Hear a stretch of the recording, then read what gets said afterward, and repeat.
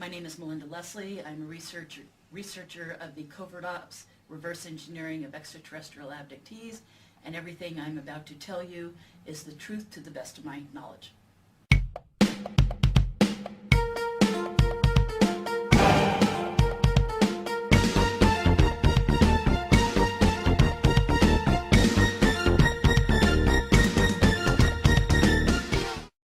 My research is about the covert ops and intelligence community military involvement in the harassment, surveillance, and reabduction of abductees for the purpose of reverse engineering extraterrestrial abductees to gain information that these covert ops types are looking for. This involves everything from harassment and surveillance to reabduction, where they are then picked up and abducted not by extraterrestrials this time, but by humans to be interrogated about their experiences with extraterrestrials. And this happens to people who have had the extraterrestrial abduction experience. Someone is, typically referred to as an abductee. They've had an experience where they have been picked up by aliens. This usually happens throughout their life more than once. Granted, some people have it happen just once, but many people have it continually. Alien abductions involve many things. They can involve everything from the production of hybrid children, having eggs and sperm taken from you. If an abductee has seen technology, then they're going to be very interested in that.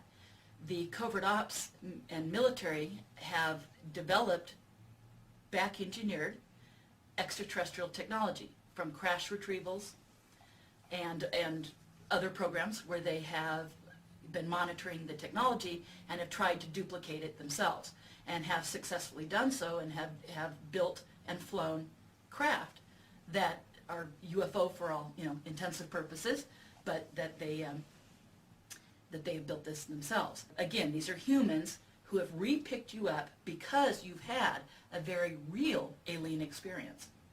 And they may do, like I said, medical procedures on you. They're looking for, what did the aliens do to you genetically? Did they enhance you genetically? Did they alter you? If the aliens perform some kind of surgery on you, these military guys may then be looking at what was performed on you and why. And again, this whole genetic part is a big component of both the alien experience and of the military reabduction experience.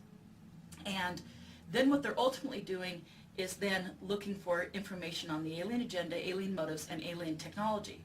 Another big aspect to this is a psi component, PSI, meaning psychic, that they're looking for. How does the abductee communicate with the aliens telepathically? How do they manipulate matter with their mind? Did the aliens set them down at a control panel and instruct them how to fly the ship? And if they flew the ship, how were they able to do that? These military guys seem to be really pressing for this information, that they want to know, how are we able to do it? The door is broken open, the front door, and I'm in the living room on a futon bed. And I have photos of this where they did all this damage to the door when they broke in.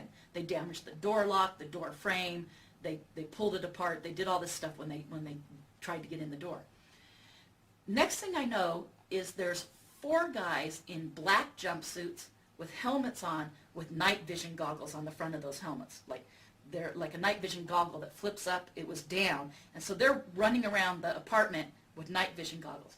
2 of them come to me. 2 of them go down the hallway where my friend is. Her master bedroom, that's where she is. They go down the hallway, so I assume they're going to her. 2 come to me.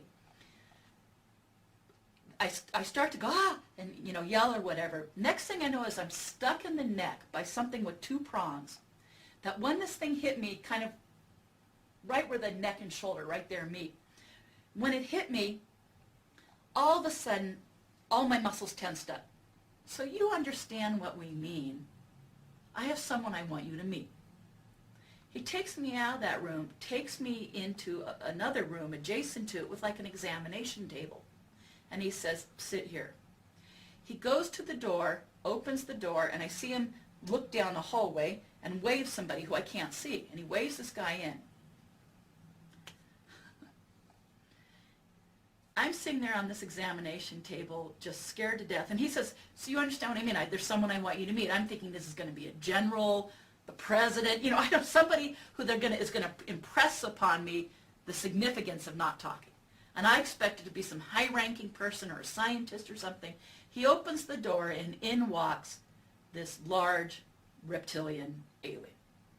Big guy, like 7 feet tall, like a football linebacker, broad shoulders, but covered in scales, had a crest on his head, had reptilian eyes that were yellow with the vertical slit, had a kind of a snout, not real long, but you know, like even snakes have a like a snake snout, like that.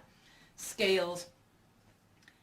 He made this weird noise, like this weird, like purring, growling noise. I'm hearing in one piece. So what I'm about to tell you didn't actually happen, okay? But next thing I know is I think I'm being raped and pulled apart by him. First brutally raped, and then he has these black fingernails, black nails, and he slices my face open, slices me open here, guts are coming out, I'm bleeding, takes this arm off, rips it out of its socket. I see him pull it out of its socket, and I'm screaming. I think I've just been raped and brutally murdered. So something about the sound he made and being in my face projected this image that I was being brutally raped and murdered. And at that point I was able to break whatever that image was, and he backed off. And he stands there looking at me, and he kind of goes like that, kind of. It was really weird, like he had wanted to do that and he was disappointed that whatever. It was very scary.